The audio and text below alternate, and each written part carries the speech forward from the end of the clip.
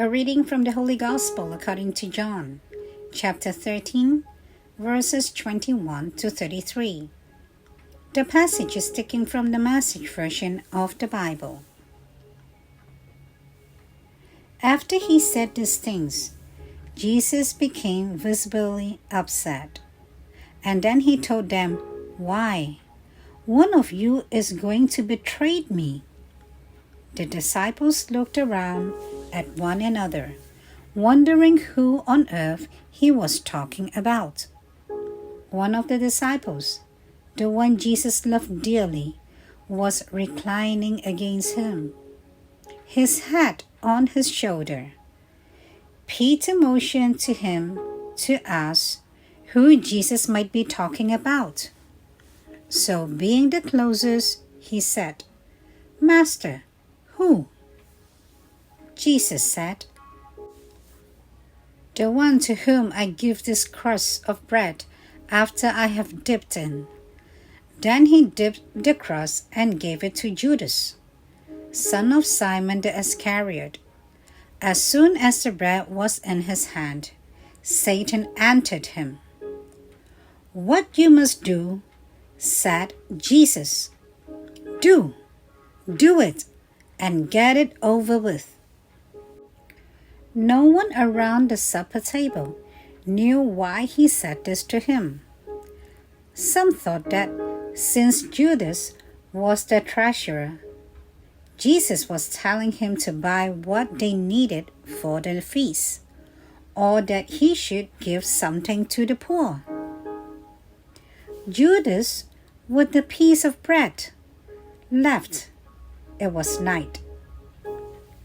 When he had left, Jesus said, "Now the Son of Man is seen for who he is, and God seen for who he is in him. The moment God is seen in him, God's glory will be on display, and glorifying him, he himself is glorified. Glory all around. Children, I am with you for only a short time longer. You are going to look high and low for me. But just as I told the Jews, I am telling you." Simon Peter asked, "Master, just where are you going?" Jesus answered, "You can't now follow me where I am going. You will follow later." "Master," said Peter, "why can't I follow now?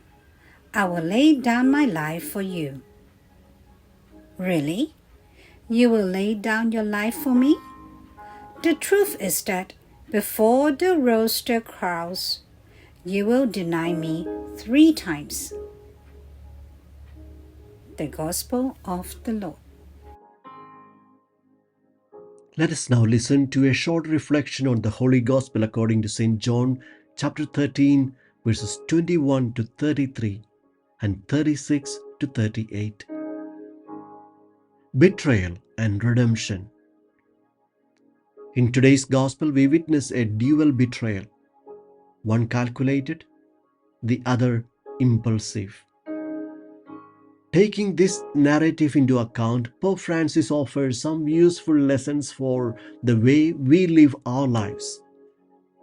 Judas, one of the 12, harbored darkness within, and he conspired to betray Jesus. Pope Francis reminds us that betrayal often begins subtly, a compromise here, a rationalization there. It festers until we embrace darkness fully. We must examine our hearts. Do we allow selfish desires to eclipse our loyalty to Christ?